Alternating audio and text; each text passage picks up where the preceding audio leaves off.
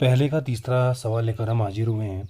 इसमें हमें दो समीकरण दी गई हैं, 3x minus y equal to 3, 9x minus 3y equal to 9, और हमें प्रतिस्थापन विधि से x और y के मान निकालने हैं।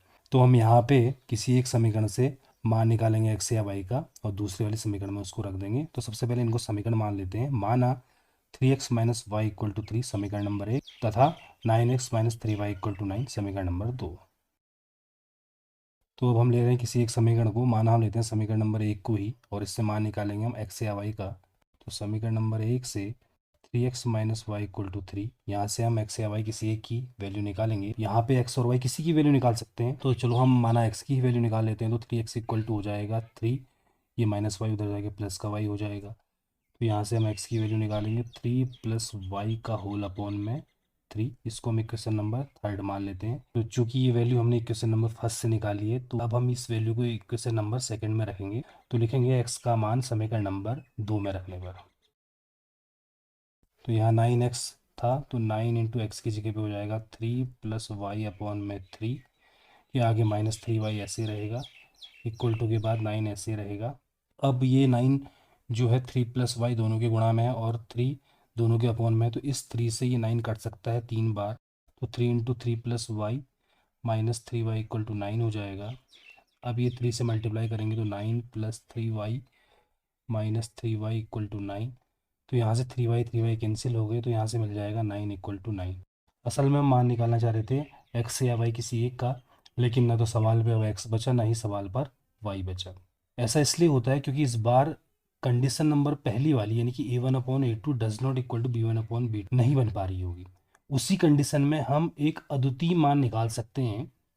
अगर हम इस सवाल पे देखें तो a1 3 है, b1 इसका गुणांक -1, c1 उधर पहुंच के माइनस का 3, a2 9 होगा, b2 इसका गुणांक -3, 9 जब इधर पहुंचेगा तब c2 बनेगा, तो c2 हमारा माइनस का 9 होगा। तो अगर मैं a1/a2 निकालता तो 3/9 यानी कि आ जाता 1/3। b1/b2 निकालता तो ये आ जाता -1/-3 यानी कि ये भी आ जाता 1/3।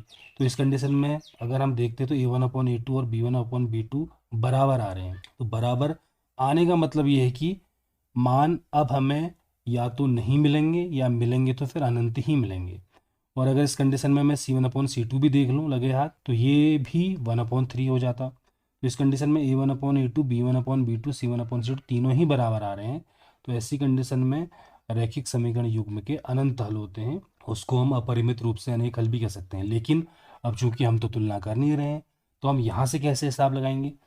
यहाँ से हम इस बॉक्स के अंदर वाली क्वांटिटी देखेंगे, ये आ चुकी है 9 इक्वल टू 9। अगर ये चीज़ सही है तो हमारे इस समीकरण युग्म के अनंत हल होंगे। अगर ये समीकरण 9 इक्वल टू 8 टाइप की आ रही है, जो कि सही कभी नहीं हो सकती है, 9 8 के बराबर नहीं हो पाता है, तो उस कंडीशन में इस समीकरण युग्म के कोई भी हल नहीं होगा। तो इस कंडीशन में यहाँ पे तो ये दोनों बराबर आ रहे हैं, तो ऐसी कंडीशन में ये जो समीकरण युग्म है अनंत मान रखता है, जिनको हम नहीं निकाल पाते हैं। बस हमने केवल यही लिखना है कि दिए गए समीकरण युग्म के अनंत हल होंगे या अपरिमित रूप से अनेक हल होंगे। हम लिखेंगे जो कि सर्वथा सत्य है, अतः दिए गए समीकरण युग्म के अपरिमित रूप से अनेक हल हैं।